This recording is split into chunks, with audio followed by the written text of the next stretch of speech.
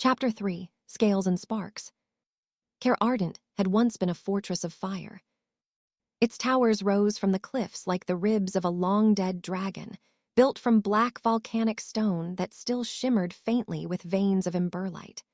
The training fields below were scarred from centuries of flight and flame, scorch marks layered on top of older ones, a history written in ash. Now it was silent. When Seren returned after years away, the emptiness struck her harder than she expected. The rookery, once deafening with the cries of dragons, now echoed only with the soft shuffle of her boots. Dust motes drifted through the air, glinting in the light from the high arched windows. Lyra followed close behind, quiet for once. She craned her neck as they entered the vast central hall, eyes wide with awe. "You lived here."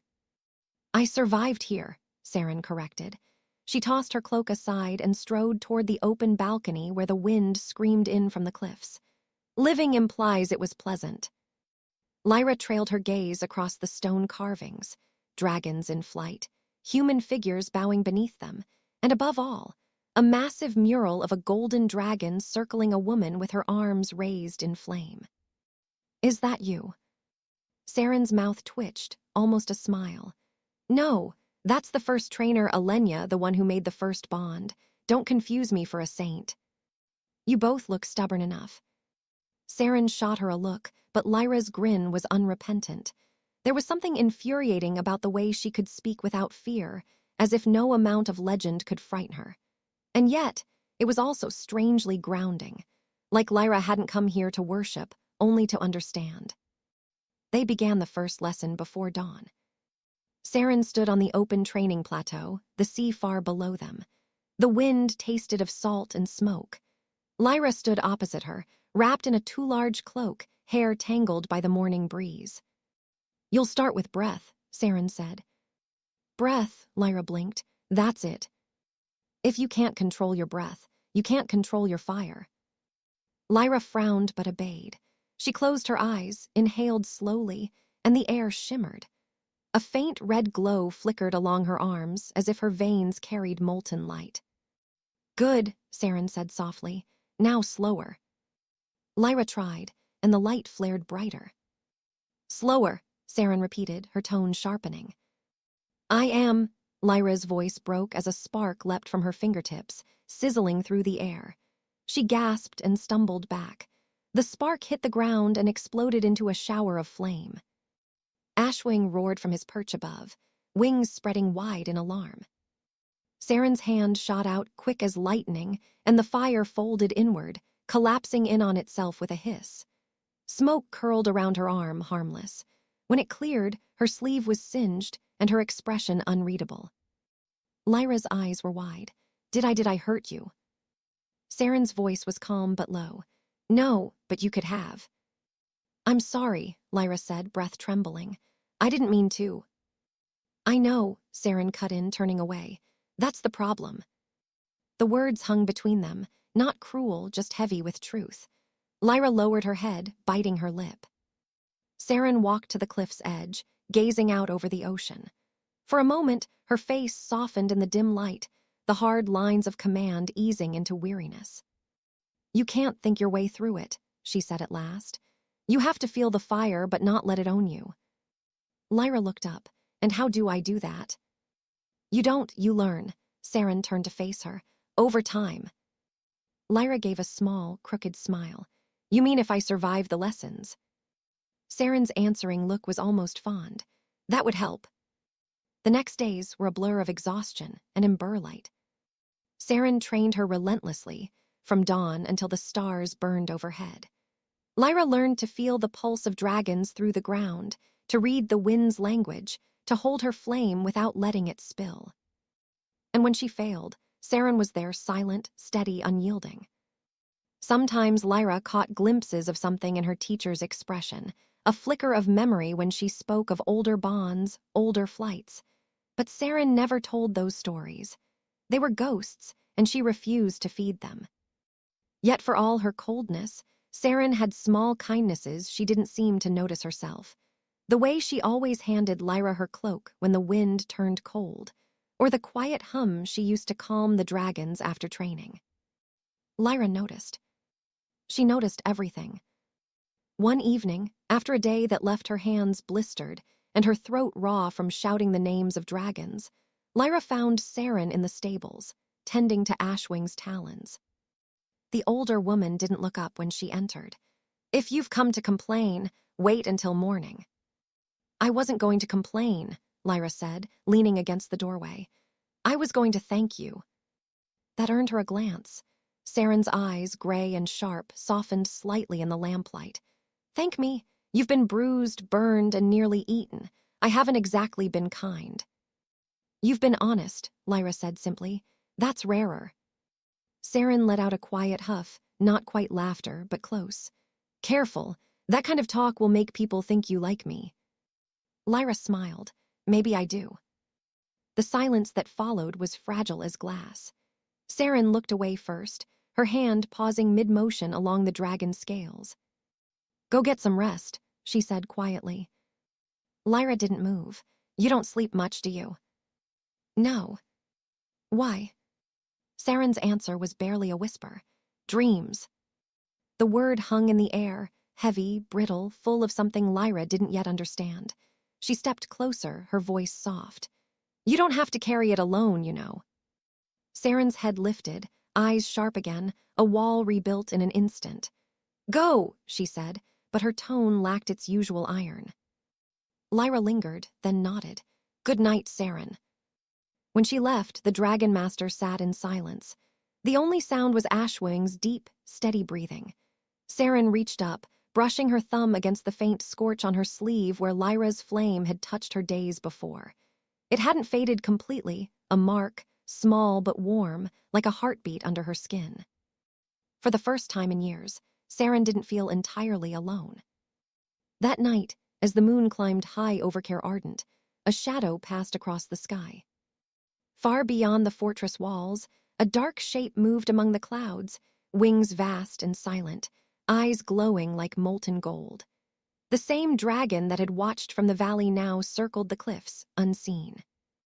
It turned its gaze toward the tower where Seren and Lyra slept, and the air itself shimmered faintly with firelight, as if answering a call neither of them had meant to make. The world was waking, and the bond between teacher and student was no longer just human. It was flame.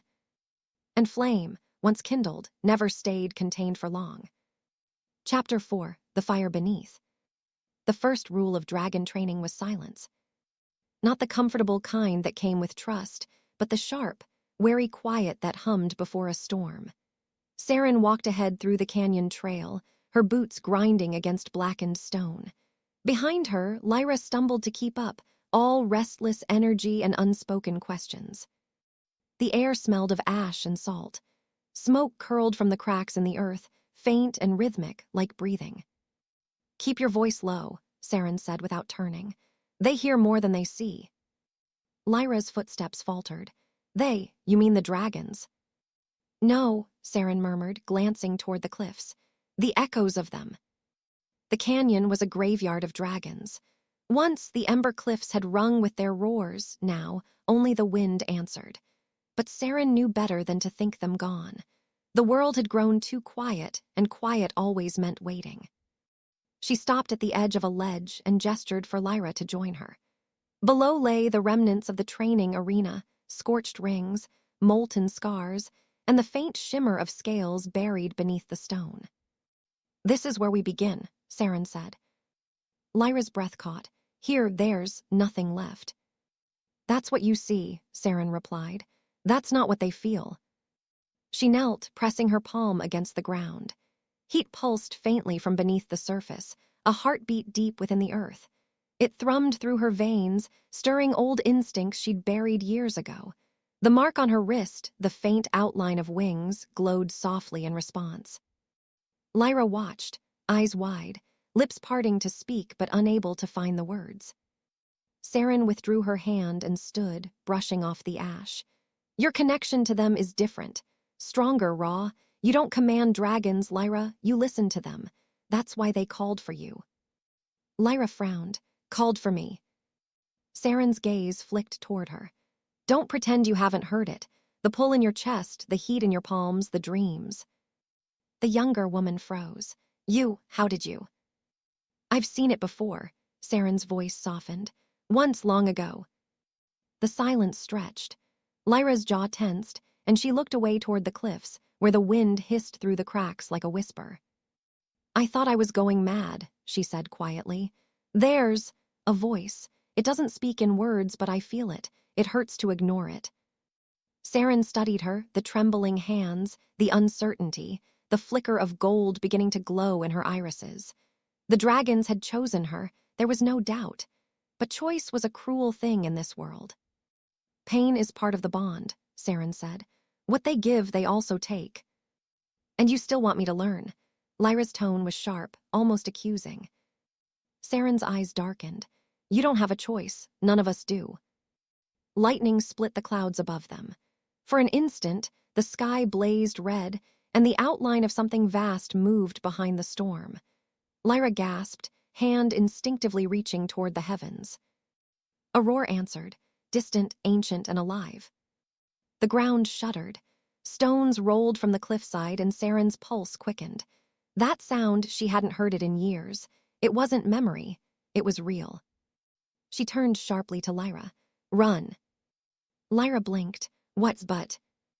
Go. The roar grew louder, closer, like the world itself awakening.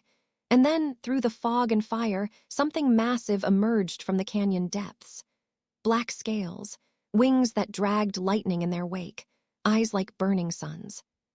A dragon, alive. Lyra stumbled backward, her hand glowing faintly with the same light that burned in its gaze. The connection flared between them, invisible yet undeniable. Seren grabbed her shoulder, shaking her from her trance. Don't reach for it, not yet. I can feel it, Lyra whispered, tears streaking through the soot on her cheeks. It's calling me. Seren's breath caught, not in fear, but in recognition. The fire that had once answered her now sang for another. The dragon roared again, and the sound was no longer rage. It was a name. Lyra's. Seren's heart twisted. She wanted to be furious, but all she could feel was awe. The girl she had been forced to train might truly be what the world had been waiting for. Or its end. The dragon vanished into the storm as suddenly as it had come, leaving the canyon trembling in its wake. For a long time, neither of them moved. Lyra stood near the ledge, her chest heaving, the glow in her hands slowly dimming to a faint ember. Her skin shimmered faintly, as though the dragon's light had marked her. Seren watched from a few paces away, every instinct caught between awe and dread. No student of hers had ever called a dragon. Not in 100 years. Not since that day. Lyra, her voice was low, steadier than she felt. Look at me. Lyra turned, and in her eyes Seren saw the reflection of fire, not metaphorical, but real. The same molten gold that burned in dragonkind. I didn't mean to, Lyra whispered. It just happened. I heard it call my name. Seren took a step closer, and you answered. I couldn't stop it. Then you're lucky to still be breathing. Lyra flinched as if struck. The glow in her hands flickered out. You think I wanted this? Seren didn't answer immediately. The wind howled through the canyon, carrying with it a faint echo of that dragon's cry, like thunder rumbling beneath the earth. What I think, Seren said at last, is that you have no idea what you've just done. You've woken something that was meant to sleep. Lyra's voice trembled, but she didn't look away. Then teach me to control it. Seren should have said no. She wanted to say no. To send the girl away before the old wounds reopened and the past began to burn again. But standing there, seeing the faint shimmer of wings beneath Lyra's skin, the mark of destiny written in light, she couldn't. Instead, she stepped closer until their breaths mingled, the air between them charged and fragile. This isn't power you tame, Lyra, she murmured. It's power that chooses you, and once it does, you belong to it. Lyra's gaze softened, confusion and something else, something perilous, flickering behind her eyes. Then maybe I already do. The words struck deeper than they should have. Seren felt her composure falter. That voice, earnest, trembling, too honest, reminded her of someone she'd lost. Someone who'd said almost the same thing before the sky had burned. She turned sharply, hiding the flicker of emotion behind steel. "We're done for today. You'll return to the tower before nightfall." "But the dragon is gone," Seren snapped. "And if you value your life, you'll pray it doesn't return." Lyra hesitated, then nodded slowly. But even as she turned to go, her fingers brushed against her wrist, tracing the faint mark that glowed there. Seren caught the motion and felt the pull again, the same pull she'd buried years ago. The dragon wasn't gone, not really. It was waiting, watching through the eyes of the girl fate had sent her. And Seren hated how much that thought thrilled her. That night, Seren couldn't sleep. The rain had come with the storm, drumming against the tower windows in an endless rhythm. She sat by the fire, staring into the flames until they blurred into memory, scales, wings, light. The echo of a name whispered through her mind like smoke. Lyra. The bond was forming, whether she willed it or not. But it wasn't the bond between dragon and tamer. It was something far older, more dangerous, the resonance of two souls who had touched the same fire and survived. She pressed a hand to her wrist. The mark burned faintly. "I told myself I wouldn't do this again," she murmured to the empty room. But deep within the storm outside, a roar answered. And Seren knew the fire had chosen her again.